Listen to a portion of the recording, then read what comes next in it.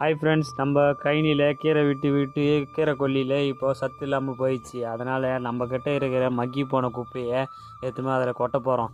அதை நம்ம வண்டி போய் நிற்கிற இடமும் நம்ம கைனிக்கும் போகிறதுக்கு கொஞ்சம் தூரமாக இருக்கிறதுனால கொஞ்சம் கொஞ்சமாக எதுவுமே கொட்ட முடியாது. அதனால் ஒரு பையில் அதிகமாக குப்பையை போட்டு அதை மாட்டு வண்டியில் எதுவுமே வச்சு எதுவுமே போட போகிறோம். இதை பற்றி நீங்கள் என்ன நினைக்கிறீங்கன்னு சொல்லிட்டு கமெண்டில் சொல்லுங்கள்.